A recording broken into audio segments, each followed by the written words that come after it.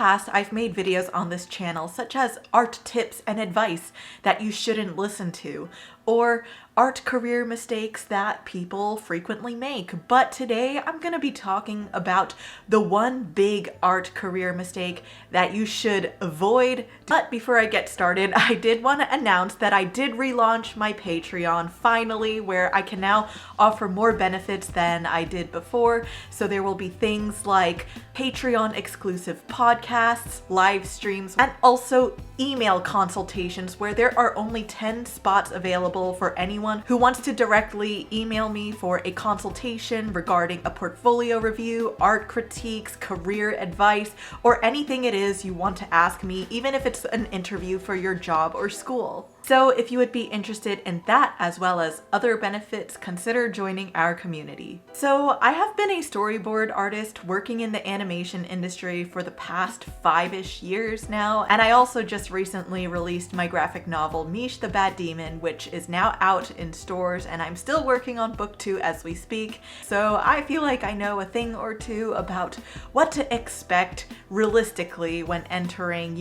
an art career. I feel like this art career mistake can be a big one, especially if you're not mindful or aware of it. And that biggest mistake is having outdated expectations by the time you start working or starting a creative career as an artist. Hello, this is Editing Michelle here. As I watch this video, I'm not really sure why I use the term outdated expectations, but I guess what I really meant was listening to outdated advice. So if outdated expectations is a confusing term, just think of listening to outdated advice as kind of the main biggest art career mistake you can make while pursuing your art career. Anyway, that's it. Things don't work out the way that they do for reasons due to being told something completely different during the times that we were student. And for me, one of those things could personally be like how I thought I would be working in a studio Monday through Fridays, 9 to 6, and that would be my life, and I would have this great office life with my coworkers, and we would go out to bars and have drinks and go out and eat good food. But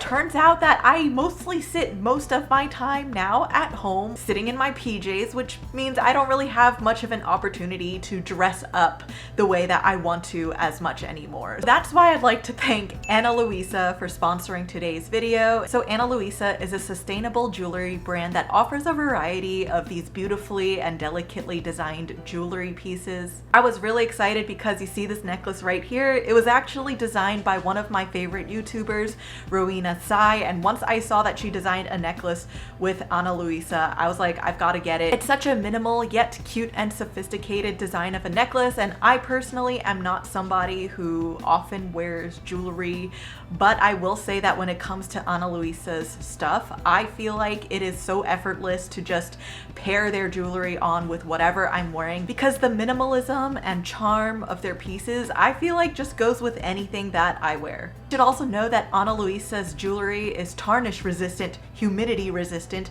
and also climate neutral certified, meaning they offset 100% of their carbon footprint and are backed by a 2-year warranty in case if something doesn't work out and you don't like what you got, well, you can always either return it and get a new one or get a refund. So considering that Earth Month just passed and Mother's Day is coming up, if you're looking for just a nice piece of jewelry to either gift yourself or somebody in your life, consider Ana Luisa, because I genuinely really think that their jewelry pieces are awesome. I've had their pieces prior to even filming this video as well. So check out the link in the description box below if you would like to get 20% off of your order using my code MEETRIPLED20. Thank you to Ana Luisa for making videos like these possible, and let's get back to the biggest art career mistake that you could make. So I just wanted to further clarify on what I meant by outdated expectations, and I feel like for me personally, it was when I was younger and there wasn't really much information regarding pursuing an art career or the animation industry or even the comic book industry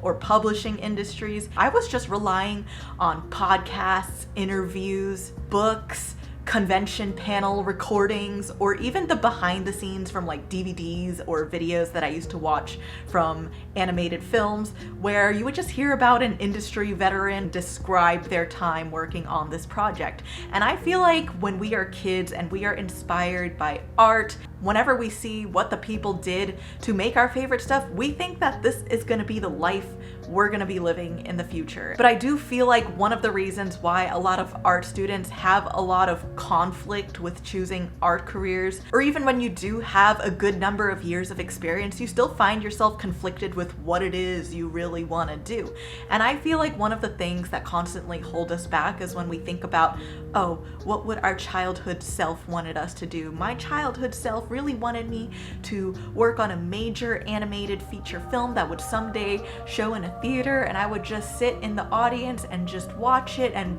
have my family and friends there, and we would all just applaud when the show's over. That's at least what I thought I wanted when I was a kid growing up, and in a way it feels like the attachment your childhood self had to this romanticized dream and future of yours ends up holding you back, even though it is such an innocent little thing. And by no means am I trying to say that receiving credit on an animated project is bad at all. In fact, I'm super grateful to have had that experience in my life. I think it's more so that you think that this is the thing you ultimately wanted in life, yet after it happened, there's still something or a voice inside your head that still says there was still something else out there that you were looking for, but you feel like you should just be grateful that you received this animated credit, so you shouldn't really be trying so hard to look for other dreams, and you're just trying to be happy with what you have, which is a good thing, but there's still something that's calling for more. So for example, when I was little, I really wanted to eventually just have my own like animated show or series, just similar to like Powerpuff Girls or something like that.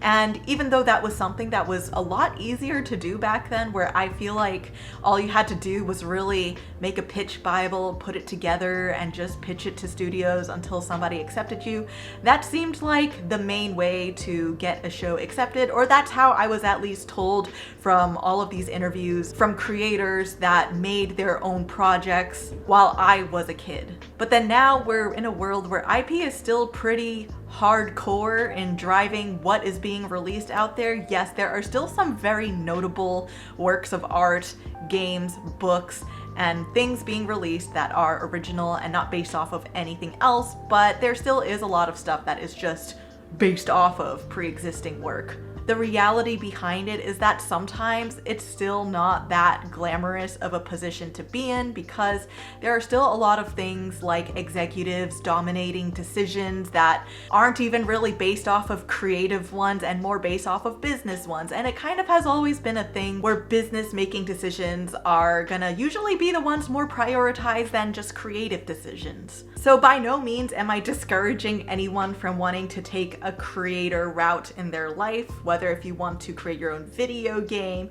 your comic book, or your own show.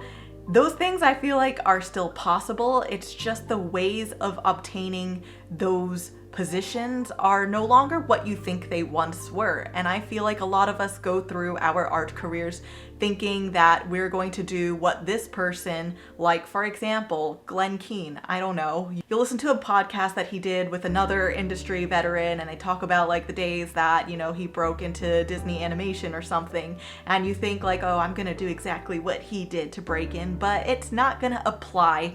anymore, especially in this day and age of 2023. So basically you might be wondering now, should I even trust anyone that I am listening to the advice of? Like, should I even listen to you, Michelle? If you're like somebody in 2023 filming this video now and someone sees this in 2030, is this information gonna be relevant? Probably not. And I feel like that's why it's important to kind of make that disclaimer when I do give advice to y'all, saying that I'm just talking about what's happening now, but once you start working in an art career path, things are always changing. Like people used to say, just make a portfolio and make a website, and you just send it to clients and studios, and they'll eventually say yes to one of you. However, I don't feel like it's going to be as simple as that anymore. If you want to have a portfolio that stands out and impresses to people, I feel like having social media as a supplemental form of your portfolio is going to be helpful to showing who you are as an artist. but I'm not really sure how accurate this piece of information is, but I've heard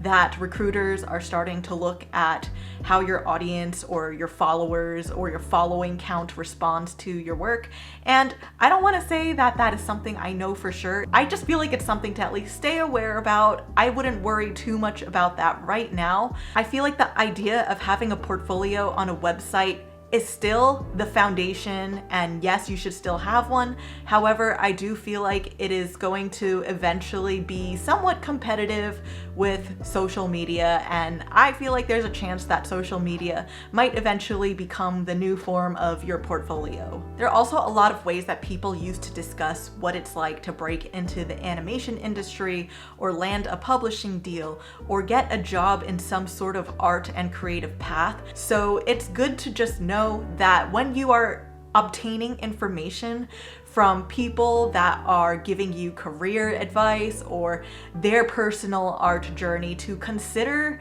around what era or time in life were they doing what you're trying to be doing now, because sometimes a story like that might just be better off as just, some like motivational story more so than an actual step-by-step process you should follow. I do feel like having connections is another thing that will always matter no matter what time period it is, but the way of gaining those connections is not really like as simple as it used to be either. Nowadays, I feel like connections are better off being founded from taking online classes with an artist that knows exactly everything about the industry, and they're still working there right now so that they can tell you what is going on in the industry. Usually what I found is when I had teachers that were teaching me in art school and they were someone that was not currently working in the industry, the feedback and advice that they gave me was often kind of irrelevant to what I was trying to go for with my art and where I eventually wanted to go with my career.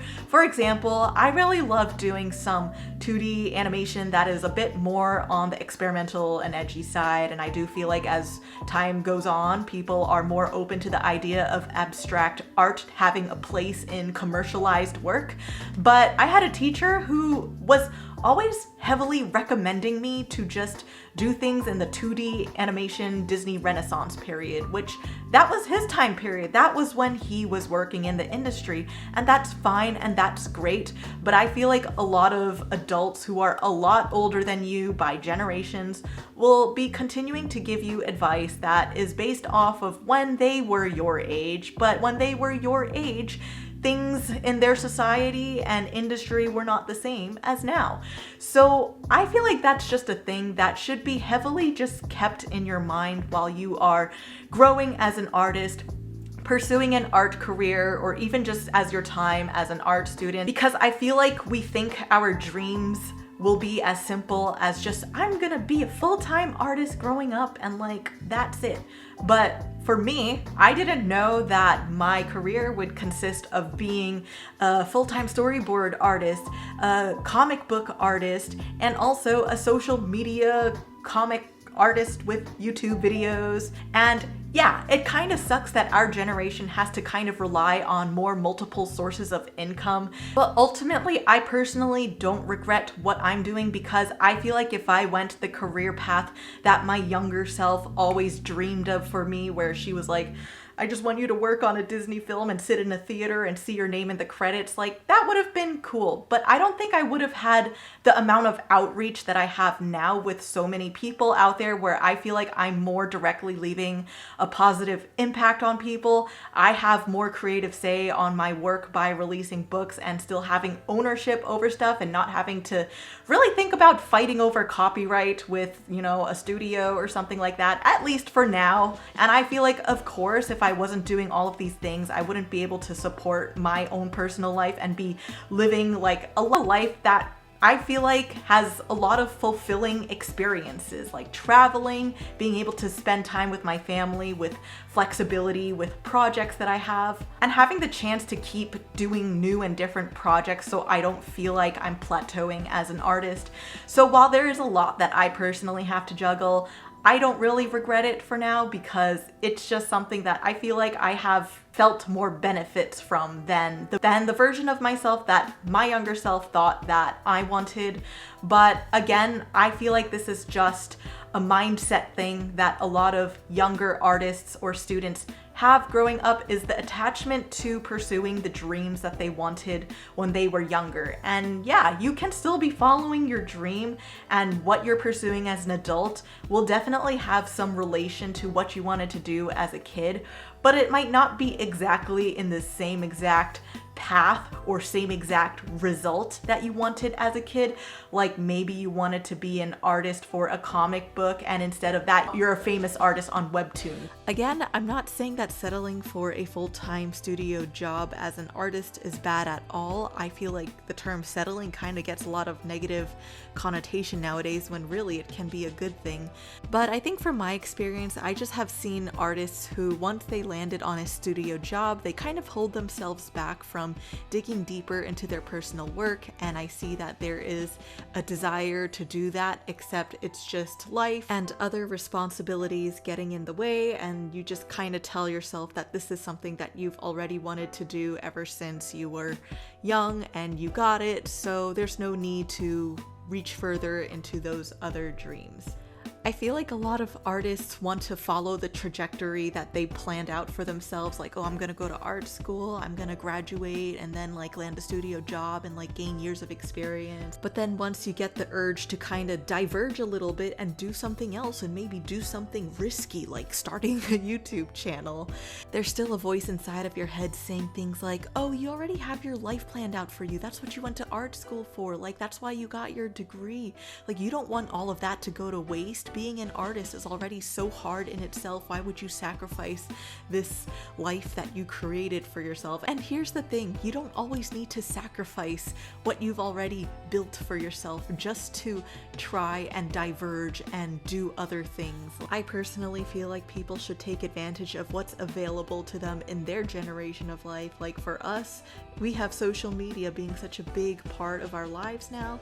and I don't feel like there should be much of a shame in using that for you to promote your own art or potential business. I feel like this is also due to the fact that art has a lot of branches that aren't really discussed as a career path. So we just narrow down our dreams and visions to what we can see from the mainstream media that exists out there. But now with the power of the internet and social media, which I know can sometimes be annoying, it still has its benefits in allowing you to gauge what is actually going on out there right now. So some of the things that I would recommend for you to do is, when you do listen to veterans discuss their experiences, I still think that you should listen to them and really take whatever value you can out of it, but while staying aware that there are things that happen in their lifetime that might not be relevant in yours, and to maybe cut that excess information and don't impose it on your own life because you're in a different time. I would also highly suggest following people who are actively working in an art career path that is similar to what you want to do. Like if you would like to follow me, I post a lot of content about pursuing an animation storyboard artist career in Los Angeles, as well as professionally publishing comics and just making comics in general for social media. I also made another video called 10 art YouTubers you should watch if you want to follow the career paths of these artists who actively share things like days in their lives or their art process and what they're doing in their careers like right now. And I also recently uploaded a video called Why AI is Not the End of Art, for anyone who is of course concerned about that affecting their art careers, so that if you need to pivot for whatever reason due to AI, I just mentioned a lot of good references and pointers in case if AI is a thing that concerns you and your future. And lastly, I would say that to really know what is going on in the art communities out there is to pretty much be a part of it and engage in the community as well, because I know a lot of people just passively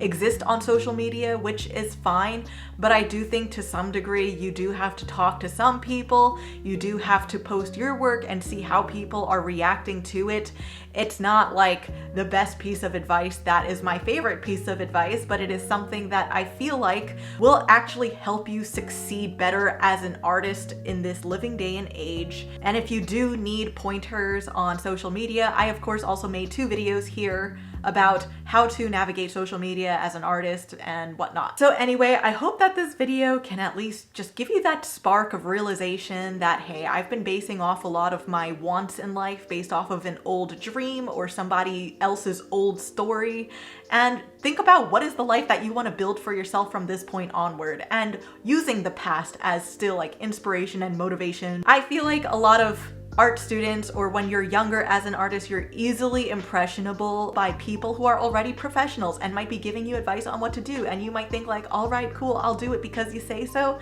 And just remember, sometimes it's not always right. There really is no right or wrong when it comes to becoming an artist. A lot of it at the end of the day is subjective, because art in itself is subjective. And I wish you a very happy and fulfilling art career where even if you're not ending up where you thought you were gonna be, you're at least still satisfied with where you are and the journey it took for you to get there. Thank you again to Ana Luisa for sponsoring today's video. If you would like to get a discount on some pretty nice jewelry, check out the link in the description box below. I really appreciate you watching this video, and I will see you all in the next one.